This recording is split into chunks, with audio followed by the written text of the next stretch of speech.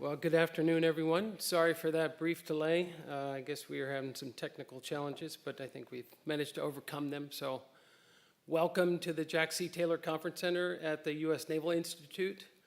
Whether it's here in person or those of you that are beaming in from afar, which I think where we had our challenges. So I hope those of you beaming in can see and hear me and can benefit from this wonderful panel. I'm Ray Spicer. I'm the CEO and publisher at the Naval Institute, and we've got a great program lined up for you today. We're going to jump right into it. Today's event is what the Institute is all about. It's an open, independent forum for the exchange of ideas to make our Navy, Marine Corps, Coast Guard, the sea services even stronger than they are today. So it's a great opportunity for us today to have this panel. We're very excited to have it. The panel is entitled Warrior Women, Fighting to Serve, Serving to Fight. And as I said, we're going to jump right into it. I want to welcome our panelists today. Randy Carroll Goguen, Rear Admiral Margaret Peg Klein, U.S. Navy retired, Matisse Wright Springer, and our moderator, Taylor Baldwin Keeland. Randy Carroll Goguen holds a PhD in diplomatic and military history from Temple University.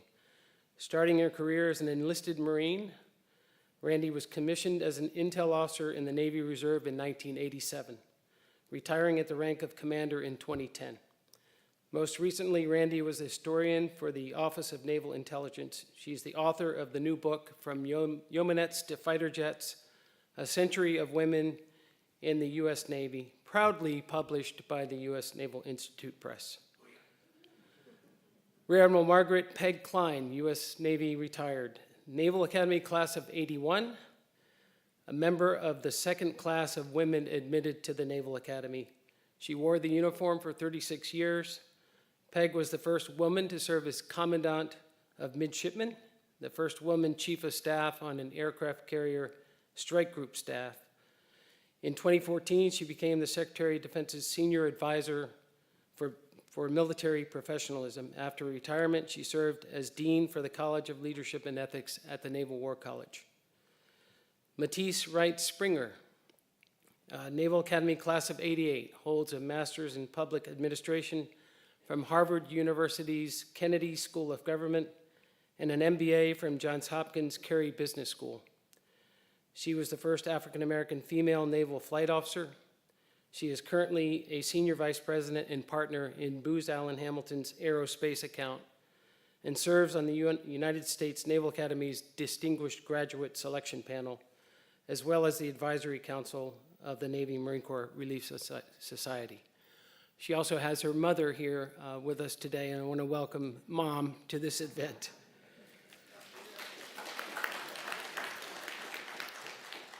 Taylor Baldwin Keeland, our moderator for today's discussion, has written, co-authored, or edited 18 books, including Unwavering, The Wives Who Fought to Ensure No Man is Left Behind, and Lessons from the Hanoi Hilton, 6 Characteristics of High-Performance Teams.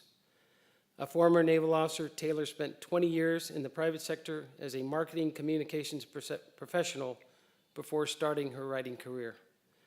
This conversation will last about an hour. Then we'll open up the forum to audience questions. For those live streaming, please type your question in the chat field, and Taylor will read those questions from the monitor that is on stage. For those of you here in the auditorium, please use one of the 2 microphones that are down here at the front of the auditorium. Please also introduce yourself, and please do ask a question. We will try to answer as many of these questions as possible. And also, thank you for silencing your phones. After the panel discussion, Commander Goguen and our moderator will sign copies of their most recent books in the lobby. We invite you to join them there.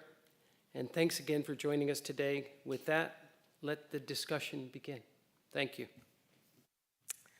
Well, thank you, Admiral Spicer, and thank you to the trailblazers we have here on the stage with us. I wanted to give a quick shout out to my dad, Captain Ing Keelan, class of '59, Rise and Shine, who is watching from his computer in Coronado, California, and my daughter, potentially a future naval officer. As I tell her, she's 11 years old, that I told her she can be whatever she wants when she grows up, as long as she does it in the Navy.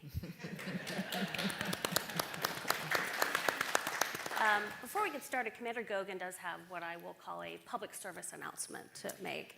Yes, I have a voice disorder, spasmodic dysphonia. So if my voice breaks or I sound shaky, I'm not becoming emotionally overwrought. And more important to my fellow panelists, I am not contagious. Thank you, Commander Goguen.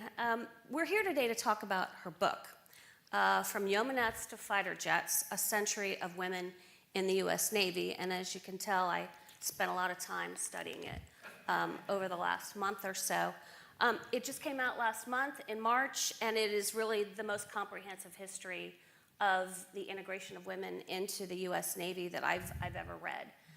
And what comes across to me as the overarching theme is what you describe as the history of the integration of women into the Navy really is a result of exigency. And I'm hoping that you could expound a little bit on that theme, which pervades the book. So the definition of exigency is a state of affairs that creates urgent demands, and exigency transcends resistance to new ideas. So it takes different forms at different times, and all of the advances that Navy women have made have confronted significant resistance, and it has been based on deeply held beliefs about the proper roles for women in society. So in the early 20th century, women's aspirations were channeled towards marriage and motherhood. And women who strayed beyond the domestic domain risked severe social ostracism. External forces, such as political and economic change, gradually opened opportunities for women in the civilian sector, but it took a great war to introduce those changes to the Navy. So the women who joined the Yeoman F in 1917, they were already employed outside the home as clerical workers, and that made them a potential asset to the Navy. So Secretary of the Navy Josephus Daniels, when he decided to enlist them, was making a pragmatic policy choice. So pragmatism, or pragmatic, is defined as solving problems in a sensible way that suits conditions as they really exist, as opposed to adhering to fixed ideas. So exigency is also the mother of pragmatism, and pragmatism is inherently radical because it challenges convention. So that's certainly how Daniel's policy was perceived. The Army refused to follow his example, and as soon as the war was over, Congress expelled women from the ranks, and they passed legislation to prevent them from enlisting in the future. So the exigency of a second global war surmounted this resistance to military roles for women. This time, women attained military status in both services, and they were employed in much greater numbers and in a broader range of roles. Their primary mission was to free men for sea duty and combat duty. So when the Cold War against expansionist communism comes along in the atomic age, this requires new levels of preparedness, and it compelled Congress reluctantly to authorize permanent status for women in the regular components of the services. So this time, the wartime slogan of free a man to fight has been changed to free a man from the draft, because this is, the United States had fought 2 world wars. People are tired of going to war. Draft calls in peacetime were becoming increasingly unpopular. So they hoped by enlisting women, they could reduce the number of men that had to be drafted. And they also intended to have a trained corps of women who could be rapidly expanded for another war. But women were reluctant to answer the call this time. The primacy of domestic values enjoyed a comeback. Lingering negative attitudes towards military women was a deterrent, and the legal barriers that restricted the roles that they could play also kept them away.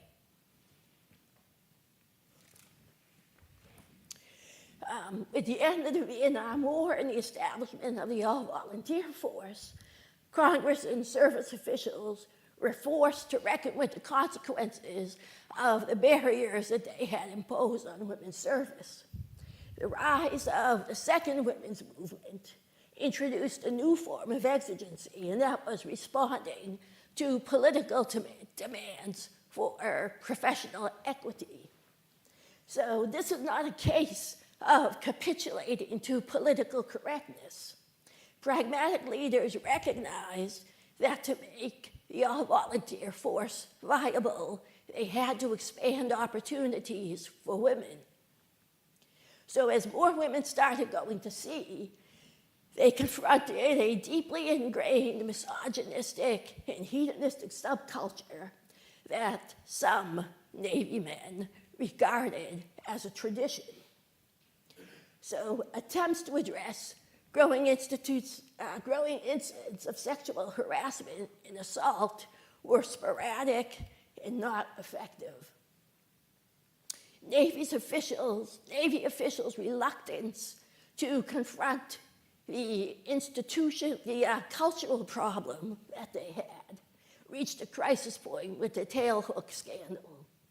And this emergency created the exigency of institutional damage control.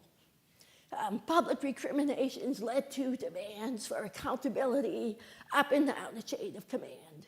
And civilian leaders were directed to services to remove most of the restrictions on women's assignments to put an end to their second-class status.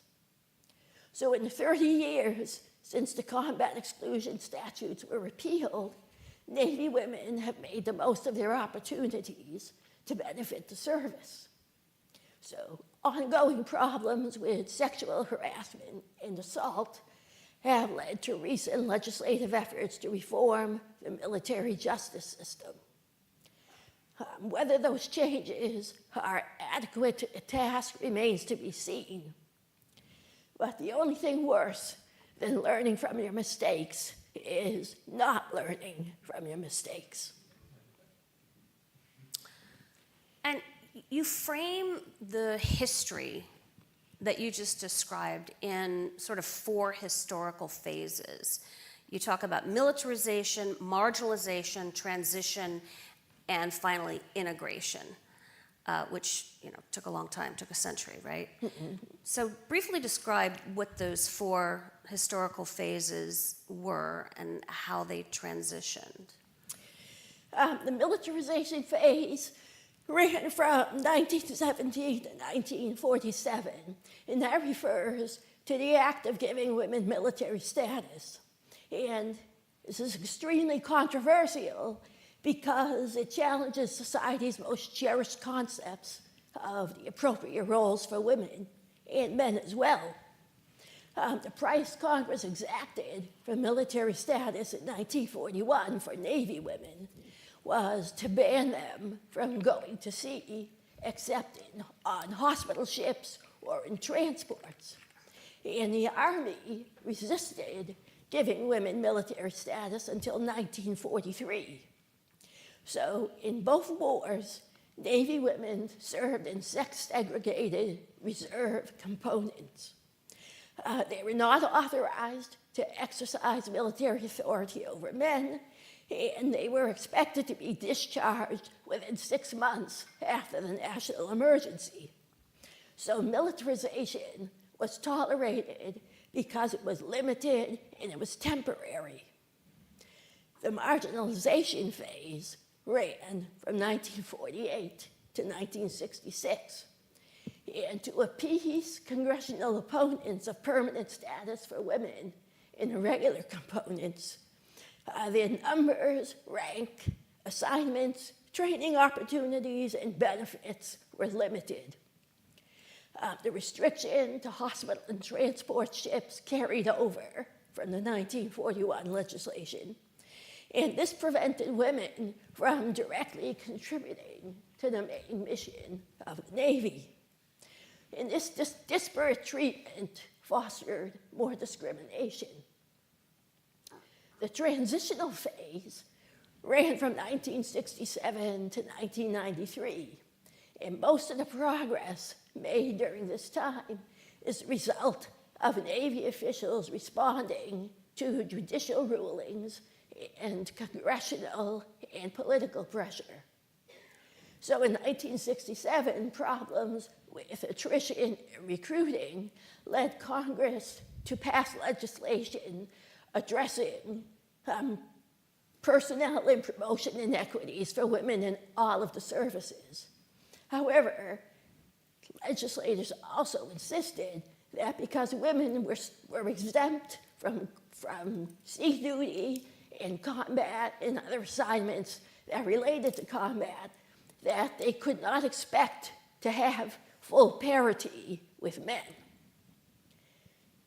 In 1972, Congress passed the Equal Rights Amendment, and Admiral Bud Zumwalt issued ZGRAM 116 to open more opportunities to women. The establishment of the all-volunteer force in 1973 provided additional incentive to expand assignments for Navy women.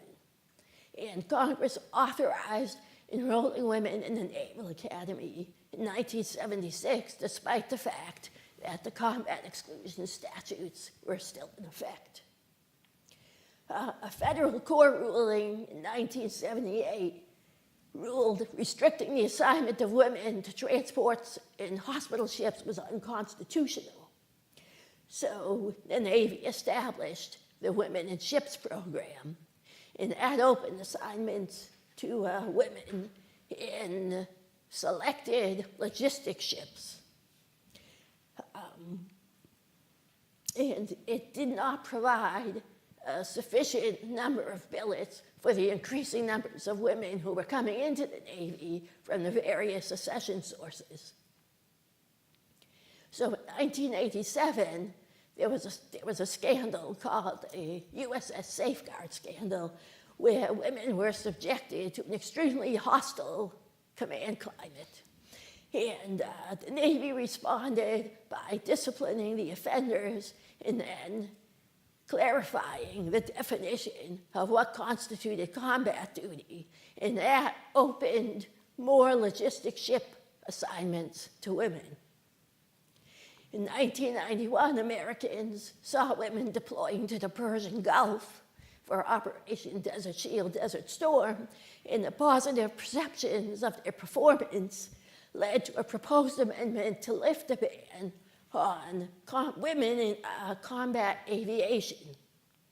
Congressional opponents tried to kill the amendment, but the effort misfired, and they actually ended up lifting all the bans on women's service. But a presidential commission in 1992 recommended reinstating all the bans except for women on combat ships.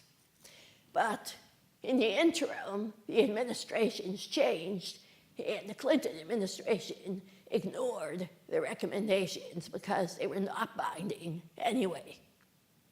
So in the meantime, the public learned about the details of the Tailhook scandal, where civilians and military women were assaulted at what was supposed to be a professional symposium. And that scandal resulted in the resignation of the senior civilian and military officials for the Navy, and public outrage finally compelled the Navy to deal with its institutional culture problem. Congress responded to the scandal by permanently repealing the combat exclusion statutes in 1994. So that marks the beginning of what I call the true integration phase. And it remains a work in progress.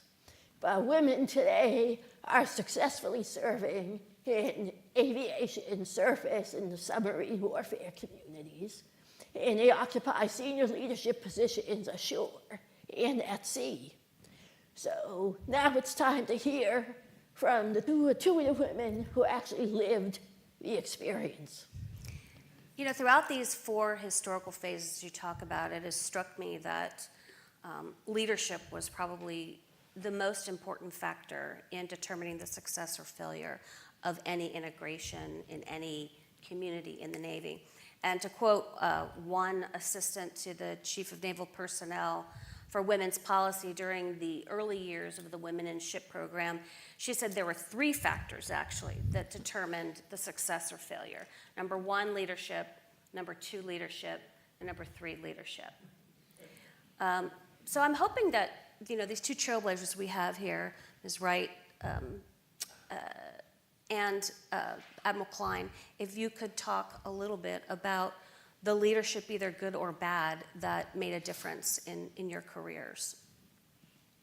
Sure. Let me start at the Naval Academy, and I promise not to, go year by year, but my experience, was in 2 different companies at the Naval Academy, and it was the first example that I saw where leadership could make a significant difference. First company officer, fighter, my first company, not the first company, my first company officer was a fighter pilot and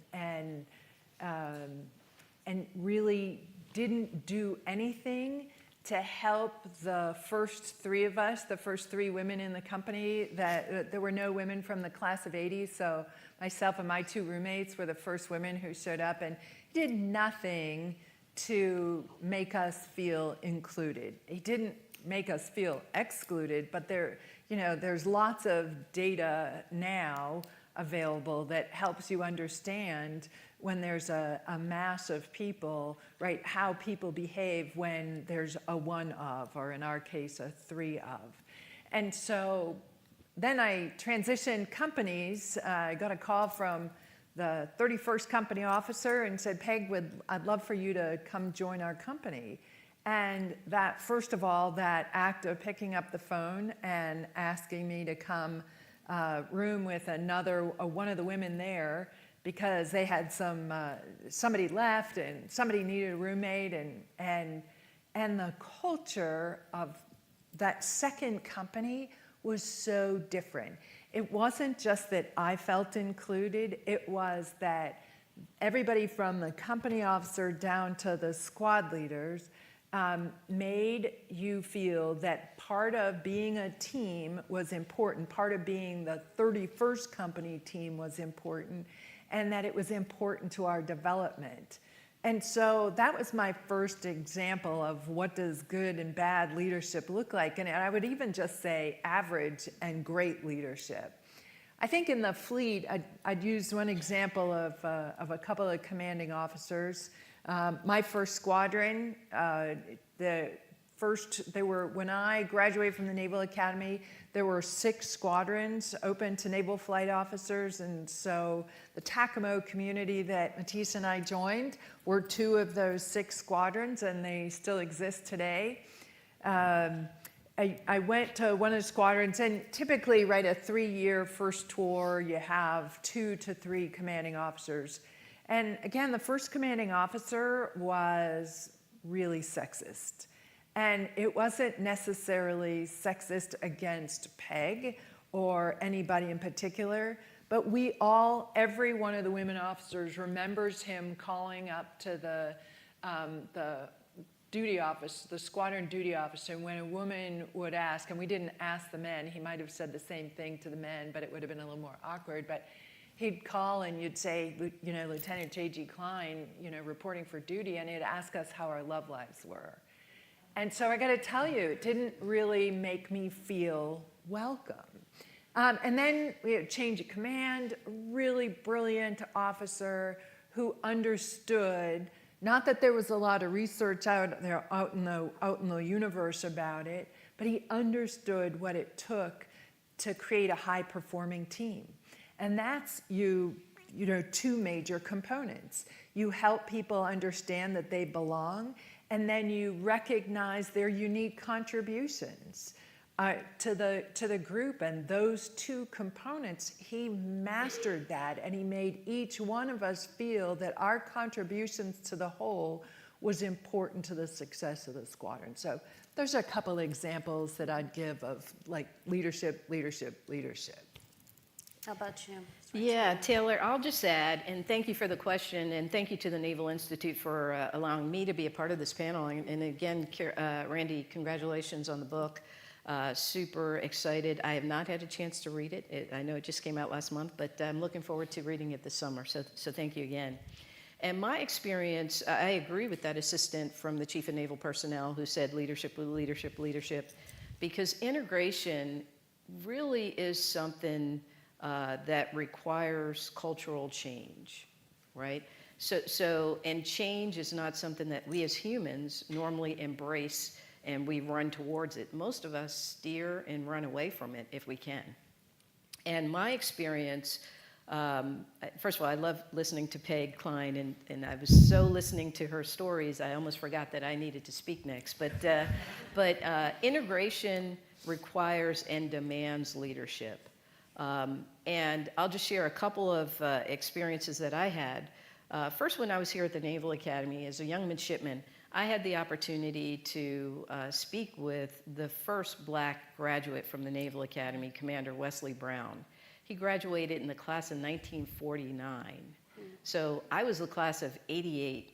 And if you think about where the nation was when he came in as a plebe in 1945, so again, thank you, Mom, for being here. My mom was just 5 years old when he came into this institution as a man of color, as a black man, to integrate it. And one of the things he talked about, and Janie Mines, who happens to be the first black female graduated in the class of 1980, both of those leaders have been mentors of me throughout my 40-year journey. And they both talked about how there were leaders in place that were absolutely embracing of them integrating an institution like the Naval Academy, and that many of the challenges that they experienced came from their peers who weren't quite ready for that integration to occur. And so my experience was more my peers, especially when I got to flight school. So as the nation's first black female naval flight officer, I didn't know that when I went down to flight school that I would be the first. I was in Pensacola with the guys that I had worked hard graduating from the Naval Academy. They were like my buddies. They were like my brothers. And when I got to flight school and learned that I could become the first of, I just thought, man, that is not why I'm here. I want to fight to serve, and I had to fight to serve because all I wanted to do was serve to fight. So I love this saying here.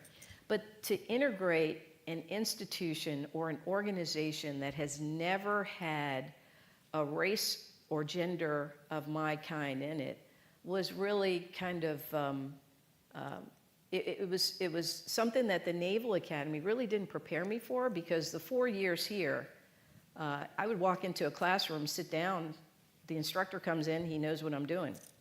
The first week of flight school, I sit down in a class there with about 20 of my Naval Academy classmates and friends, and we're waiting for the instructor to come in to teach the class. So it's an instructor pilot. We're brand new ensigns after graduating from this institution. We're fired up. We're ready to go down there to learn how to fly. And so we're sitting in class, we've got our flight suits on, we've purchased our books, we're ready to learn. It was like an aerodynamics class or aviation 101 kind of class, so we're excited. The instructor's running a little late. He comes into the classroom and he starts saying, oh yeah, hey guys, sorry I'm late. He's taking off his flight jacket, he's putting his books on the table so he can begin the lesson. And he looks up and he says, hey, sorry I'm late. I was out on the flight line. I was doing X, Y. Hey, wait, what are you doing in here? And he points at me. And the first thing I thought was, oh, geez, am I in the wrong class? Like, what day is it? What time is it? Where am I supposed to be? And then the next thought, and these thoughts went through my head very quickly because I just wasn't expecting him to kind of point me out in front of my classmates and the class and say, what are you doing here? And here at the Naval Academy, no instructor had done that to me for the 4 years that I was here. Like, you know why a midshipman is in your classroom. And so within those first few seconds, I first wanted to sink and go under my desk and disappear, and just get out of the limelight of this, happened to be a Marine Corps major. The second thing I wanted to do was just run away, couldn't run out of the classroom. Then the third thing I wanted to do was just go right at him and say, I've earned this seat, and this is why I'm here. But I'm also a student, right? And this is the first week of flight school. He's the instructor. So the snarky side of Matisse comes out and says, oh, geez, sir. Of course, I'm here to learn just like Mike, Bill, and Brian here. So I think you're the damn instructor pilot, so you're going to teach us, right? And luckily, my classmates, who were like my brothers, they're my friends, they knew me, they started to laugh. My instructor pilot, his face turned red, and I was like, oh no, I'm going to get kicked out of here in the first week, and I haven't even opened my books yet. But I say all this because quickly, because my classmates kind of jumped in as my peers, they kind of had my back, so to speak. And they laughed, so then I could laugh, which then made the instructor laugh as his face was turning red. And then he quickly said, okay, now turn your books to page 15 and let's get on with the lesson. So that moment, though, was so highly intense and just not was what I was expecting. So very quickly what I learned was the leadership was there. The Chief of Naval Operations, the Secretary of the Navy, all these people were in favor of integrating women, right? And having someone that looked like me sit in the flight school class. But it was that layer of instructor pilots. This guy just had never had a student that looked like me. So here's the snarky side of me. So first of all, I made him turn red right there at the moment, and he was able to shift and go right into teaching the class, which was good for me. Later that evening, as typical aviators, we're at the bar. We're all walking around with a little liquid courage, and it's not water in our bottles. And so the major walks in. My classmates elbow me, and they say, hey, Matisse, your buddy's here. And I'm like, who's my buddy? The major. And I was like, oh, gosh, guys, I'm about to get kicked out of flight school. And so they said, no, we got your back. We're here. We're going to stay right with you, which was phenomenal. And like I said, those guys were like my brothers. Fast forward, the major says, hey, Ensign Wright, come with me. Come over here. And I was like, oh, boy. And he said, hey, listen, I've flown in the Marine Corps for X number of years. I have never flown with a black person, and I've only flown with just a handful of women. So when I asked you that question, it really was. I was asking what you were doing in my classroom. And I said, sir, I get it. I know I don't look like Tom Cruise. I'm prettier than Tom Cruise. And you're going to have to embrace that. And so we just kind of rolled with the flow and made fun of a very challenging integration and change for those instructor pilots. He wasn't trying to be unintentionally dismissive of me and challenge me, but he really had never flown with someone like me. And so fast forward to today, and by the way, my comments, these are just personal experiences. They have no affiliation with my current employer as I was introduced on the stage. I meant to say that. Disclaimer. Disclaimer. But even today in some of the aerospace and defense meetings that are mostly white male environments, when I walk in, there is great, oh, you're the person who's leading this meeting? There is questioning because there's not a lot of blacks and then not a lot of women, nonetheless, a lot of black women. So integration is super, super important. It introduces change. The leaders have to have buy-in so that all the components in the institution embrace the change. And one of the complexities that I think, like KK is 11 years old. When I was KK's age, women were first admitted to the Naval Academy.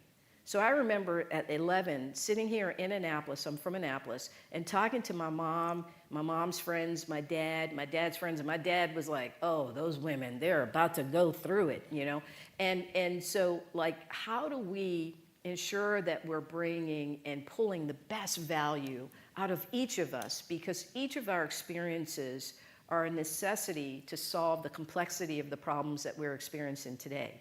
Look at the Israeli-Iranian issue the other day. How many of the grads in here studied drones? I know I didn't. I don't think Peg did, but the midshipmen today have to.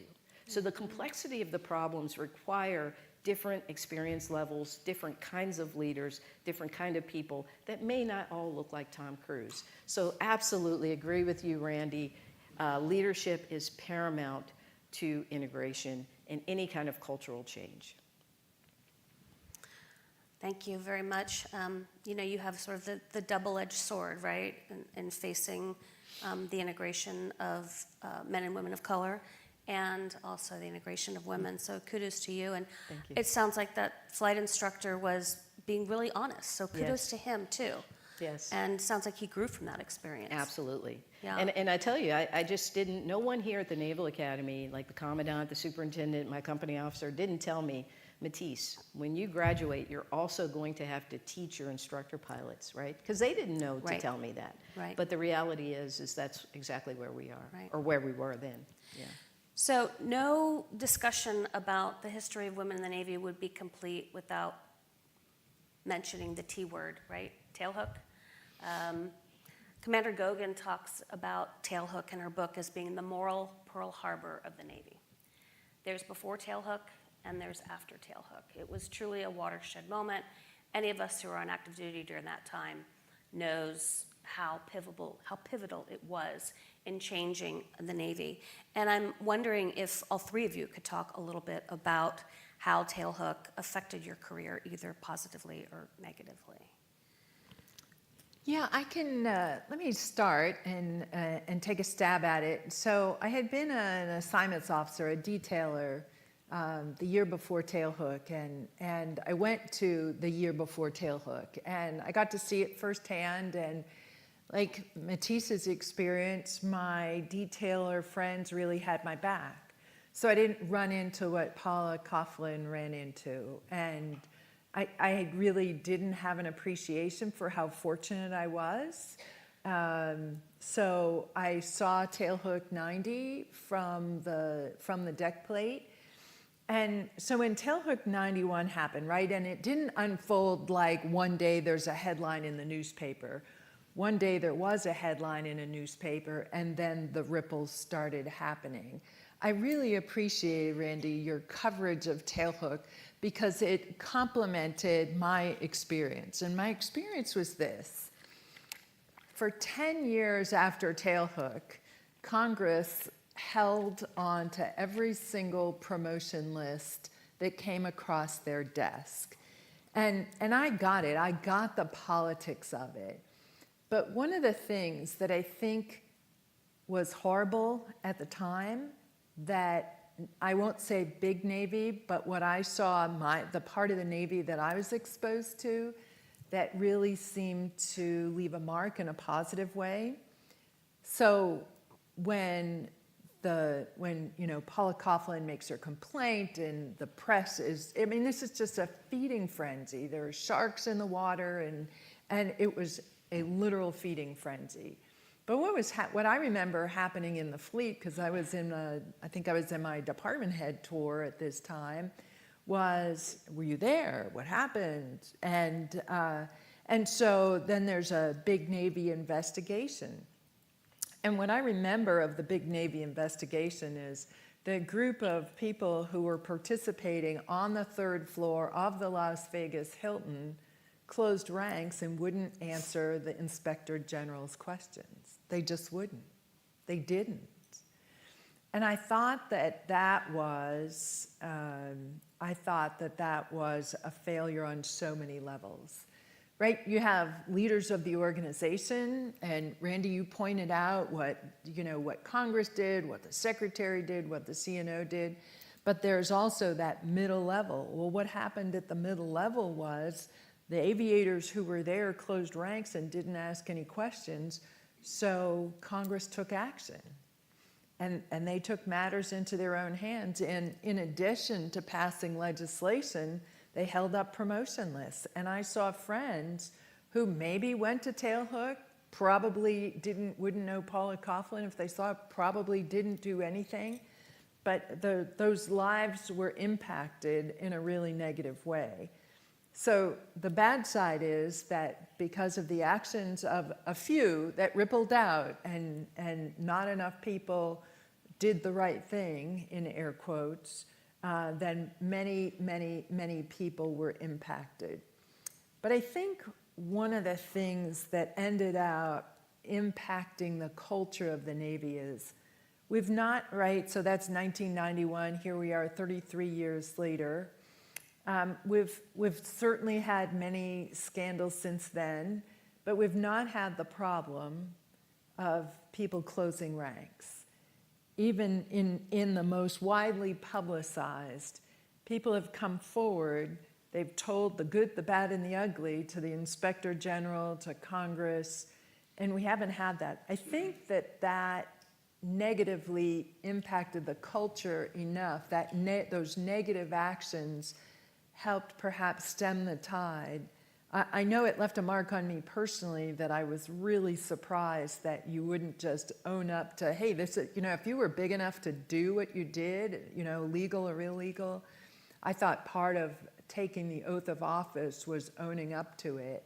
And I think that helped people coalesce around, hey, why do we wear the uniform of our country? And I think that carried through and impacted the following generations. Quickly, and then we're going to get to some questions. Do you want to comment on Tailhook? Oh, sure. On Tailhook, really for me, it certainly changed how women aviators, I think, were received. That was my experience at the time. I'd never been a Tailhook aviator, so I've never been to the conference or didn't have that track in my profession, because as Peg mentioned, I was a TACAMO or land-based aircraft, so always big airplanes, no tailhooks anywhere near the platforms that I was a part of. But the way it changed things for me was just as a woman, whenever someone would see wings on my chest, on my uniform, hey, were you at Tailhook? I'm like, no, I was not at Tailhook. And I used to make a joke, because you probably can sense that I have kind of a snarky side. And I would always say, yeah, if one of those dudes touched me, they'd be getting, a 5-finger sandwich. But yeah, I didn't have that experience, but certainly it brought some attention to women aviators. And I had one colleague who said, we were in the squadron, he said, you know what, because of Tailhook, whenever I'm, briefing one of my females in the squadron, I have the door open, I bring somebody else in, I do all these special things. And I said, you know what? You should just leave the door open when you're briefing anybody or when you're talking to anybody. Don't do anything special for the women or different for the women that you're doing for the men. Let's treat all our folks the same way. So that's kind of how Tailhook resonated with me. Again, I was flying in the squadron at the time, and it was so scandalous, the things, and it did sadden me a bit that folks wouldn't stand up or be honest with the IG to share what they had done. One of the things I believed in, my mom taught me this as a little girl. If you do something, you man up to it or you woman up to it. You own it. You spilt the milk, you ate the last cookie, whatever it is you did, you say you did it, and then you pay the consequences. And I think with Tailhook, many did not do that. Yeah. Anything you want to quickly add? Because we've got some questions Yeah, here very for you. quick. I was a drill at Naval Air Station Willow Grove when Tailhook hit the fan. And so walking outside by the airstrip, and I think there were 3 male aviators in their flight jackets. And it was a base reporter who walked up to him and asked him, you have anything to tell us about Tailhook? And talk about deer in the headlights. They just froze, executed, and immediate about face, and just walked as fast as they could away. Get away. So we have some questions that came in from the live stream. The first one I'll address to you, Commander Goguen. We have about 10 more minutes, so we'll try and get through a couple questions. This person is interested to know if and how Eleanor Roosevelt was influential in making changes to the roles of women in the Navy. Well, when the Women's Reserve Bill was pending before Congress, well, it hadn't even got before Congress yet because the Bureau of the Budget wouldn't let it out because it proposed military status. The Army bill didn't ask for military status, but the Navy bill did.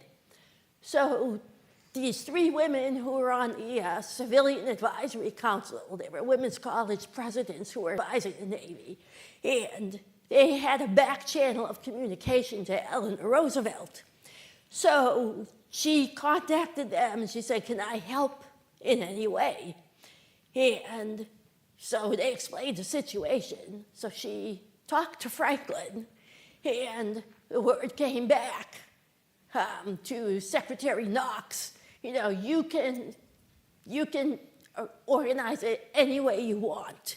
And so when that word came out, the Bureau of the Budget finally let it go. So she did have an important role to play in that.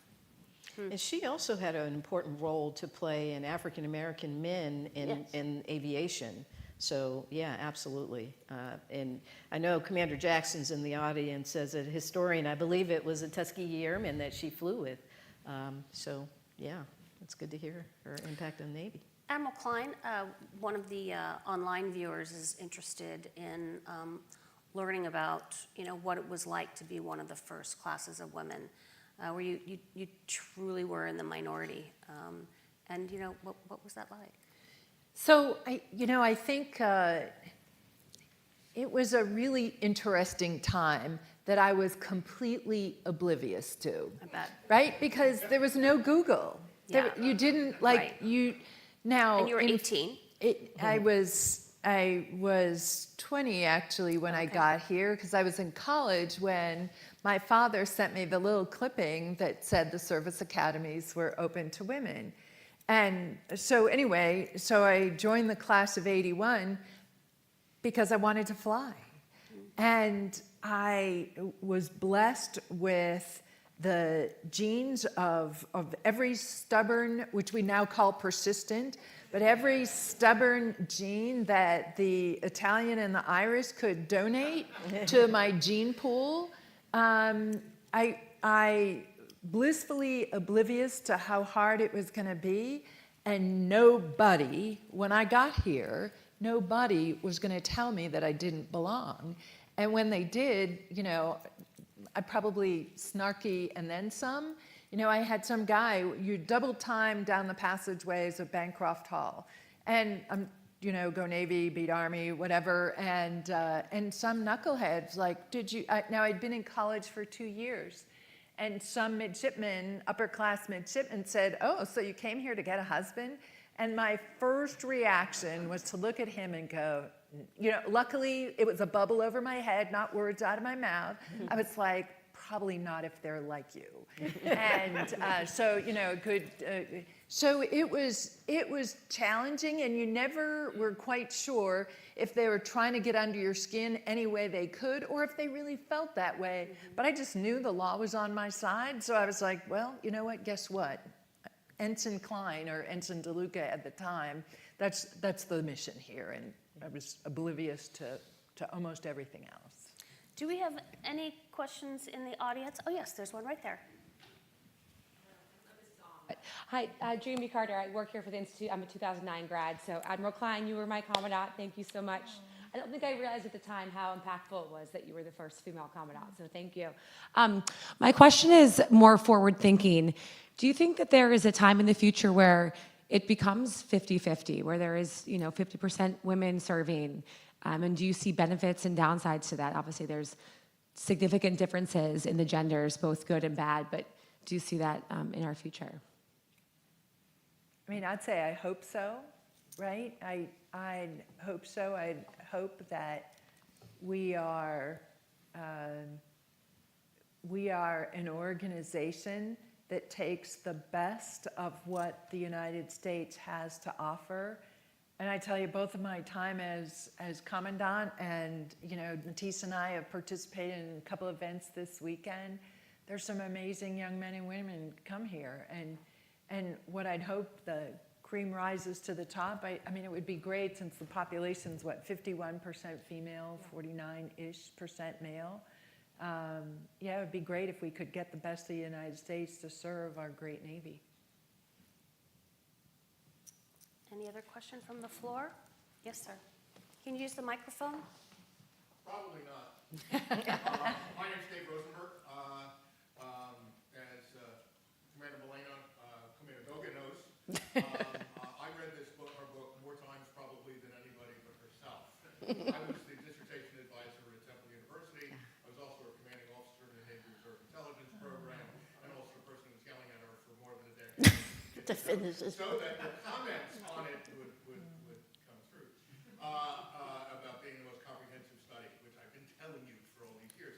The key question I have, which I also have a minor comment about, is that so much about the issue of integration of women in the Navy has been dissed, often mostly by men, but when men and women, conservatives mostly, as being the work of, quote, radical feminists. And the descriptions that you have all given puts the kibosh on that pretty clearly, but I'd like you to address it, but on top of it, as to what role, if any, did they play, but I also want to quote a close friend who sadly passed on way too soon, Rosemary Mariner. Rosemary and I taught together at the National War College. We were shipmates and actually office mates, and then on top of it, I had a distinction of being the only person who was one of her side boys who didn't have one distinguishing device. It wasn't because I was a man, it was that I didn't have wings. Okay, so for that first, Rosemary actually always used to say, it's a great line, that the only radical feminists she knew in the Navy were captains who had daughters at the Naval Academy. Well, I'd like to hear your comments about whether or not any of that ever came through to what you saw or what you researched. So I'll start. So radical feminist, really all I've ever wanted to do was simply serve. I think, and I believed in me, I thought that I could fly better than Tom Cruise or any guy out there. Like, I really believed in me. And to be able to extend that value and belief in me to the nation and be willing to put my life on the line, I just wanted the opportunity to serve. So if that's called radical feminism, I just simply wouldn't agree with that. And it's such a noble career path that I've taken. Like I'm trying to be more visible and tell my story more because I want others to see it that look like me. And one of the things I believe in, many times children will be what they can see. And I know for me, like I said, I was 11 years old when the first class of women came to the Naval Academy. No one had ever seen a woman midshipman before. I grew up in Annapolis. We used to come to track meets. We'd come down here for lectures and events like this. There were never women. It was always men. And then there were hardly any black women. In my class, there were 6 of us out of 1,000 plus, right? I see my classmate Bill Bray back there. 1,088, sir, ma'am. More than 1,000 of us. 6 of us were black women. in my class. And so really, and I was able to use my naval career. So I served for 8 years and then went to the private sector. And I've been in a business suit for the past, since 1996. So I don't want to do public math, but what is that? A long time, right? 28 years or something, almost 30 years in a business suit. The things that I learned here at this institution and then applied operationally in the Navy have springboarded me as an executive in the aerospace and defense sector. I am better than most in that sector because of my operational experience, my leadership, my education, all these different things that I am, because some of the problems that we have today are so complex. Think 5G, quantum, drones, robotics, artificial intelligence. These are things that I need KK to be the best student she can be so she can become this future that our nation is going to need to defend our nation's security. So again, I value all humans. I don't care what God you pray to, what gender you are, if you're a Marine, if you're Navy, if you're veteran, not veteran, PhD, not PhD. We each have something to give. And what I try to do on a daily basis is encourage us to work toward our strengths, to share our strengths, to try to make this world a better place. And so for me, my desire to put up with, oh, you know, you're the first, you're a trailblazer, all the things that come with people talking to me, I just want to be able to share my gifts that I think are well beyond just me. These are genetic things that I think I can share to make the world a better place. And I just want to serve. Well, let me just leave you with this. Okay, one question, very quickly, honey. Microphone? Very quickly. I've been talking about KK this whole time, so this is perfect. You got it, baby. So did all of you just want to serve, or did you have a specific reason? I really wanted to fly, and I really wanted to fly. The Navy was the best service to do that, because I was also like Matisse, I was a naval flight officer. But yeah, I really wanted to serve, and I really wanted to fly, and I didn't really care what that looked like, but I wanted to do it in the Navy. And I'll say that I certainly wanted to fly, but my ultimate objective really, I wanted to be an astronaut. I wanted to study engineering. I wanted to go like as far away from this planet as you could, because I'm just a curious person. Like I enjoy learning new and different things. So certainly when I was about your age, KK, it was not uncommon. Every year my parents would let us go to the Naval Academy graduations, or for home football games when you see the Blue Angels fly over. I attended Germantown Elementary School, which is right across from the stadium. And I remember, like, if they were here practicing, like, I would be sitting in class and wanting to be outside so I could see those airplanes go flying by. And just as a kid, to envision that, man, that's something you could do, that was why I wanted to come here. I really wanted to fly, ultimately to become an astronaut, but that selection, that's a whole nother panel that we can have a discussion on. And but briefly, yeah. Commander, why did you want to serve? Yeah, well, I wanted to serve. I joined the Marine Corps when I was 17. And I did that because they had a reputation for being the toughest. And so I wanted to test myself. I was exceedingly disappointed when I thought I was going to be fighting with pugil sticks and shooting rifles. And instead, they issued me a girdle and a tube of scarlet lipstick to match the color of the cap cord on my uniform. That was regulation. And then I had to take classes in image development. Well, let me just leave you with this, and then we will be going out to sign books, and we can ask. All right, one more question. Go ahead. Hi, Pat Churchio, retired Navy commander. I did not go to this institution that this other institution is sitting on. And, but I did grow up in the Navy with the class of 80. And I was the first woman in an aviation training squadron in Pensacola, which was a very interesting experience, having just months earlier graduated from an all-girls Catholic college. That's a whole nother story. And I did have 100+ big brothers in that squadron. And when I attended Tailhook a number of years later, many of them were there, and I was really glad it wasn't the famous year. But one of the things that I noticed in the military that nobody's mentioned is I felt that the people who wore uniforms, for the most part, treated me reasonably well, fairly equally to others. Not so the case all the time for government civilians. I know when I was an ensign, as the duty officer running the flight schedule as a non-aviator, and I would call base ops and talk to the civilians over there, and they'd be all like, honey, sweetie, whatever. I'd be like, get over this. And then one of my favorite times was many years later when I was in DC in program offices. I did acquisition stuff. And I went over to NAVC to a meeting with a group, and I'd walked into their conference room or whatever it was, and I'd seen somebody in there that I knew that was in the group that I was going to see, so I knew I was in the right place. And then I went out to get a soda or coffee or something, and I came back, and that person wasn't in the room, but there was another guy there, and he looked at me and he said, "Are you sure you're in the right room?"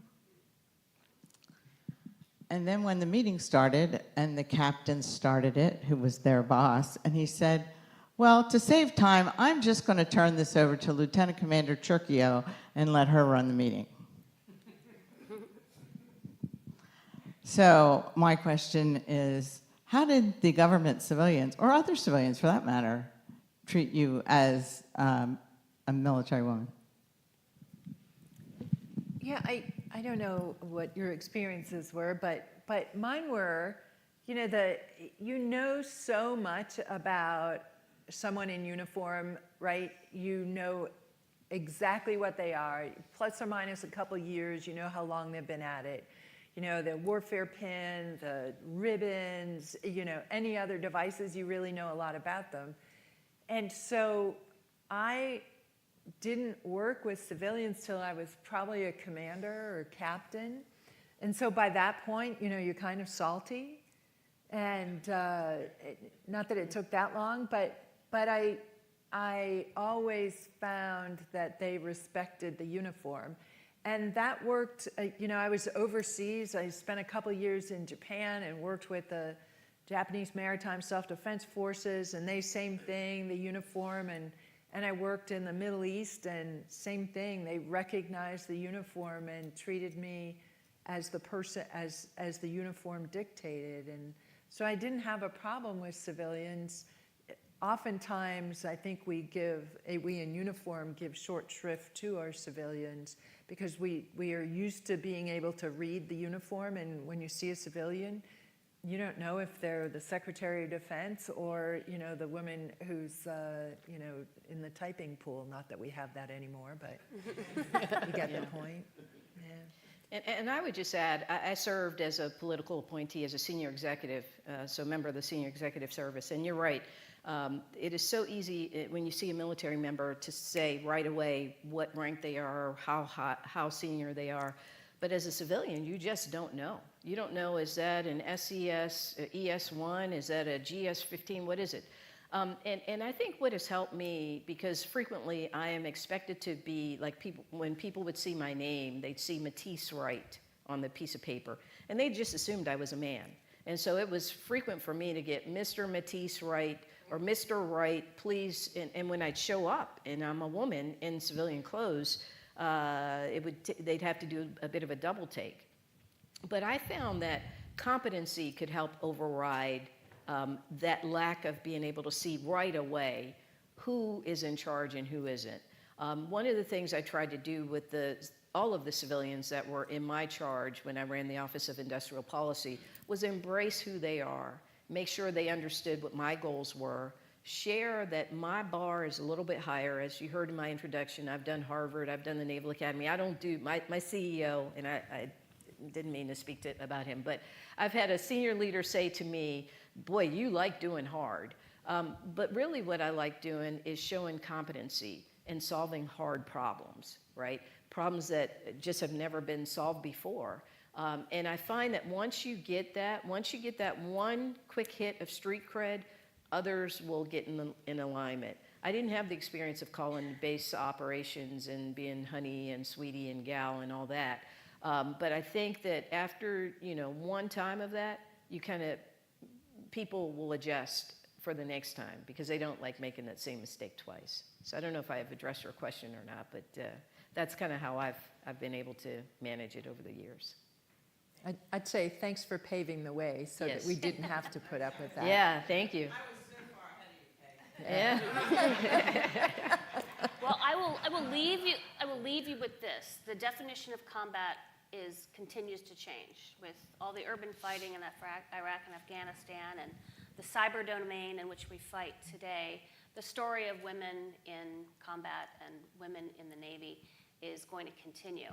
And I must remind you that it was 4 Navy nurses who earned Navy crosses in World War I at a time when they had no military status and they were not considered to be serving in combat. So I'll just leave you with that ironic thought. And we would welcome the continuation of the discussion outside, and we'll sign books, and thank you for coming.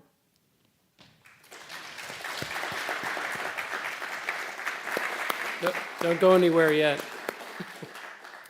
I have several people to thank. First of all, thank you to everybody who's here in person. Thank you to all of you that are live streaming into this event.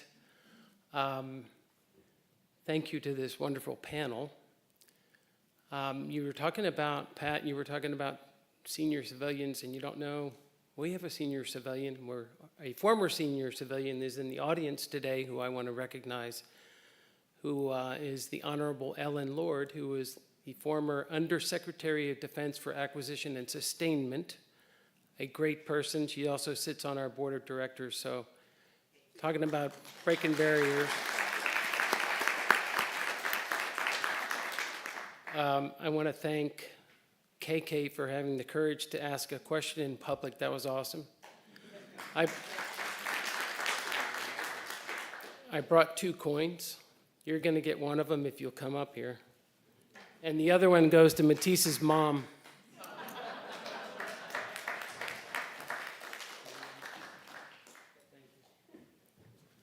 And then Taylor, thanks for moderating this great panel. Randy, thanks for capturing all this in your book. Thank you all for your service. If you look at where we are today, these ladies are pioneers.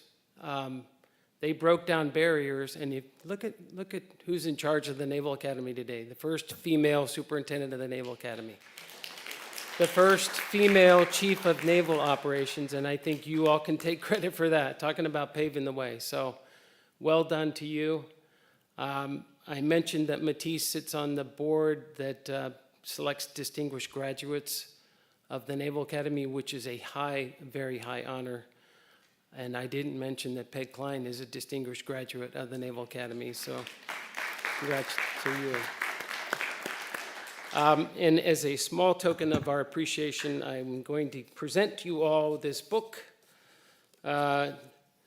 published by the Naval Institute Press, by the way, called The Leader's Bookshelf by Admiral Jim Stavridis. So thank you again. Thanks, everybody. Just one correction. So I sat on the distinguished graduate panel. I am no longer on it because there's a limited tenure. But I had the pleasure of being a part of the voting members for Peg Klein, and it was easy decision. So Yeah, thank you agree. for that recognition. Yeah. Agree, 100%. Thank you, everybody.